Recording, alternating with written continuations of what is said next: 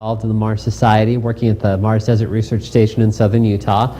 Also works on space mirrors and other reflective materials that have actually been launched into space. And we came up with this concept. We call it Mars to Go. It's basically if some internet billionaire comes around and says, I want to send somebody to Mars, or if NASA says, I got to get somebody there really fast, 4 to 6 years, how do I do it? How do we do it using the technology that we have right now, mostly using systems that we have right now where possible? And so we start out, we've got to consider ideas that have been done in the past. You look at von Braun, he says, well, gee, we need to launch 300 rockets so we can launch 10 ships, so we can send 70, 60 people to Mars. As time went on, NASA saw, well, that's a lot.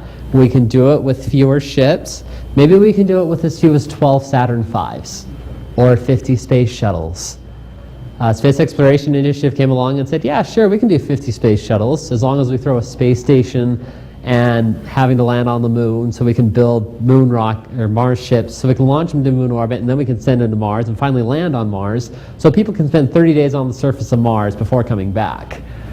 Congress balked at the $500 million price tag on that, and our society's founder came up with Mars Direct. There have been a lot of derivatives of that, including the original NASA, the first 3 NASA Design Reference missions, Mars Oz, which said let's do it with solar panels, Mars for Less, which said let's just do it the same general mission plan with currently available EELVs. Now the thing is, with these, most of the plans, outside of maybe Mars Direct, require a lot of mass, and with the rockets we have currently available today, it's too much to be practically considered in most cases. But every single one of these plans has one problem in particular, and that is our entry, descent, and landing technology available to us today, that is that which was qualified for the Viking program, is being used for the Mars Science Laboratory, is limited to about 900 kilograms. You can theoretically make something bigger, but nobody has, and it's going to take a lot of science to do. Just building the MSL is stretching the limits of the thermal environments that materials currently available can take. So my point is, I don't care necessarily how you get to Mars orbit and back. If you have better ways than the way I present here, great, but we're going to need new science in order to land more technology directly on the surface of Mars. Now, back in the 1990s, Dan Golden was the NASA administrator. He was famous for the statement, we need to build space systems better and faster and cheaper. And unfortunately, that kind of led to the loss of 3 probes back in 1998 and 1999. And NASA said, okay, maybe we need to take a little step back. And we can have 2 out of the 3. It's a general engineering axiom. This plan I'm going to show you, it's a lot like fast food. It's faster. You can get it in a minute. You can get food off the dollar menu. It's cheaper. But a Big Mac is not going to be better for you than a lot of other things. But it might be good enough to get somebody to the surface of Mars and back within a few years. So how are we going to do that? Well, we have to keep things light if we're going to use our currently available launch systems. Maybe limit it to 1 person, just for minimalism. Stay for a week so you don't have to land as many resources on Mars directly. You're going to make your propellant there. That's the big breakthrough of the Mars Society, of Mars Direct and Martin Marietta. And make sure that what you bring back up is also light, so what you land can be lighter. The hardest part of a mission is landing on Mars and taking off again. And the smaller and simpler the spaceship is, the more likely you are to succeed. For the first mission, for the very first foray, like I said, I support heavy lift launch vehicles, I support nuclear power systems, I support depots. I think we need to develop them. But for an initial foray, we don't need them, at least not for the first 2-3 times.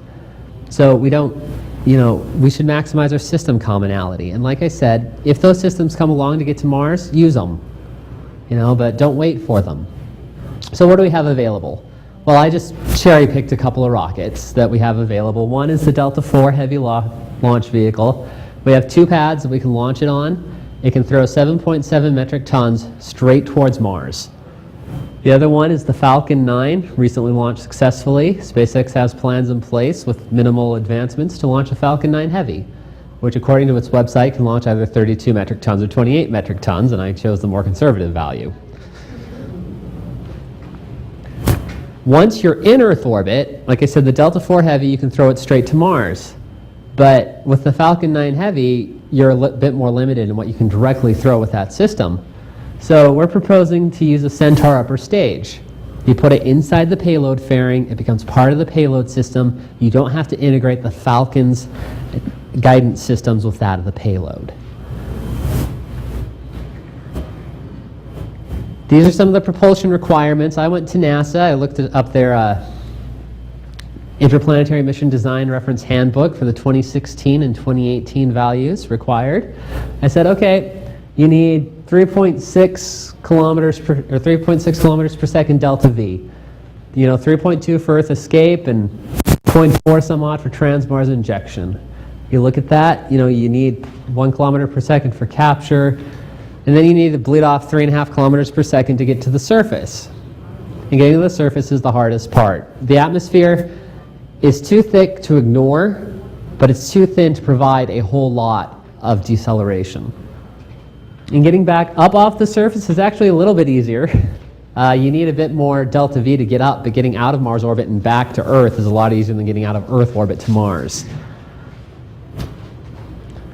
So I took the requirements I just outlined there. I said, okay, I can either match them or beat them.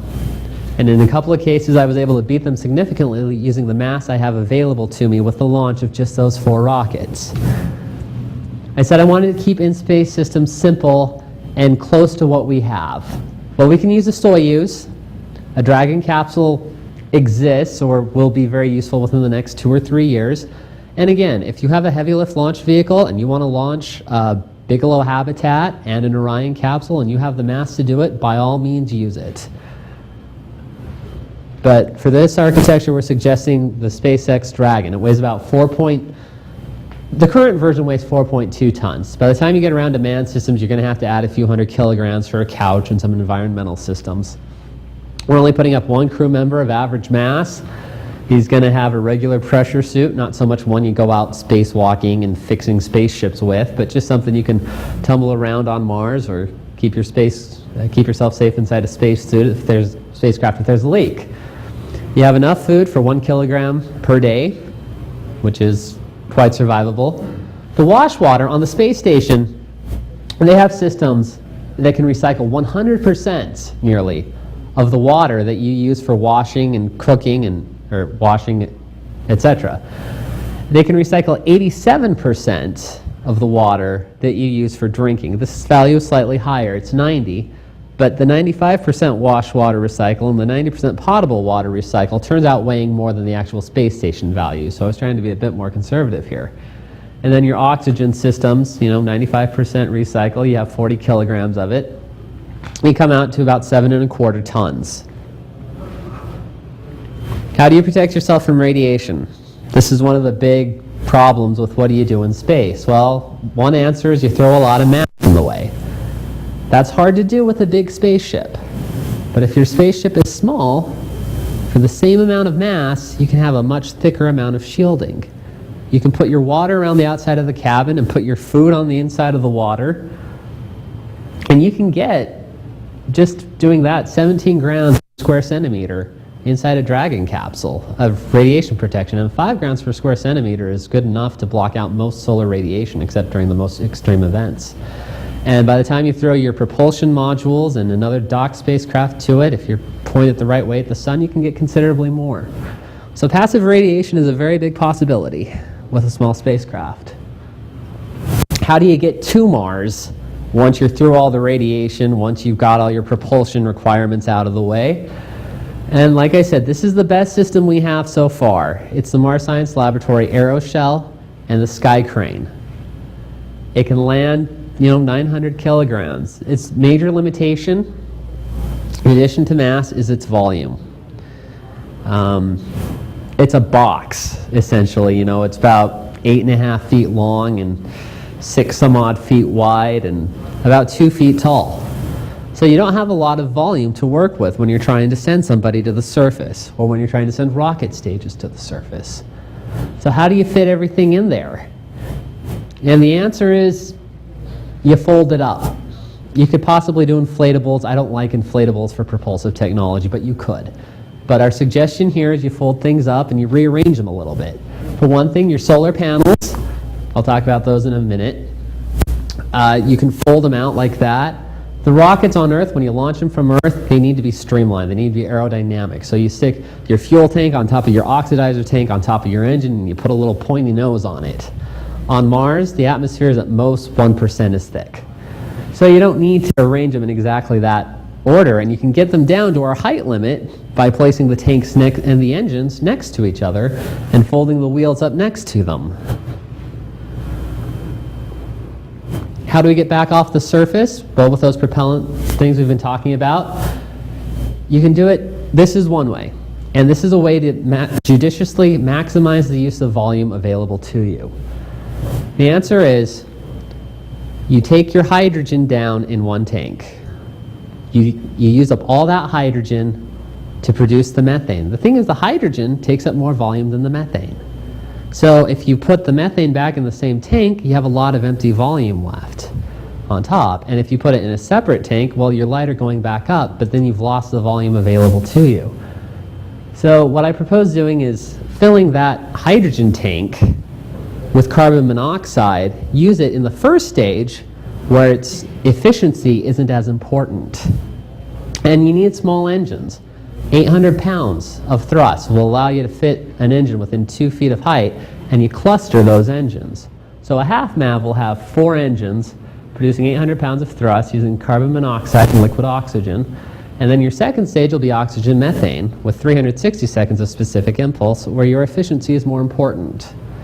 There are various ways to pump them. It doesn't really matter to me how. I came up with one way to do it without pressurization tanks, but you can use turbo pumps or anything else. Now the problem is, if you've ever read The Case for Mars, you'll remember it was stated that in 1996, no system built to date has been designed that can withstand the high temperatures of using carbon monoxide as a fuel. Well, NASA Lewis looked at that conclusion and said, well, let's consider what we can do about that. And they found a company called Ultramet. And they work on weird things like foamed rhenium with transpiration cooling going through it around the combustion chamber, or iridium, vapor deposited on top of carbon-carbon. And they've tested these systems. And they've tested them up to 4,000 degrees Kelvin, or up to 4,000 kelvins. And so the temperature issue is no longer as big of a problem as it once was. We can use carbon monoxide. And that's nice because it's almost unlimited on the surface of Mars. The half MAV, it sits on top of a rover. You talk about it as a minor constituent in the atmosphere. Well, carbon monoxide can be pulled out of carbon dioxide. I don't necessarily need hydrogen, although in the scheme I will present, you will. But yeah, it's carbon dioxide basically.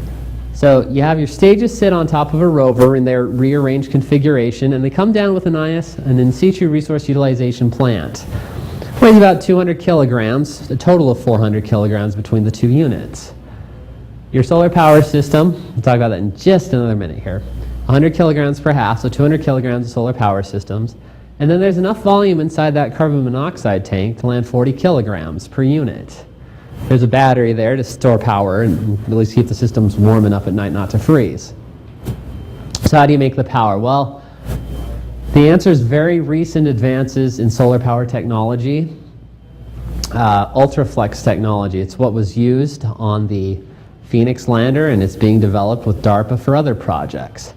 Using triple junction solar cells, it can get at a 30% efficiency, your very maximum solar flux on Mars. Maximum. In the summer, at the equator, at its closest approach, is going to be 750 watts per square meter.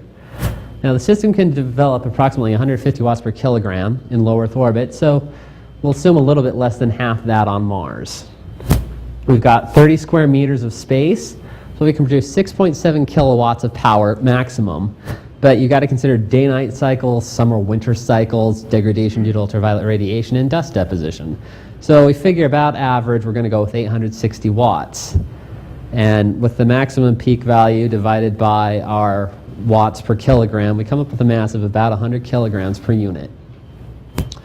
This is the process you use to produce the propellants.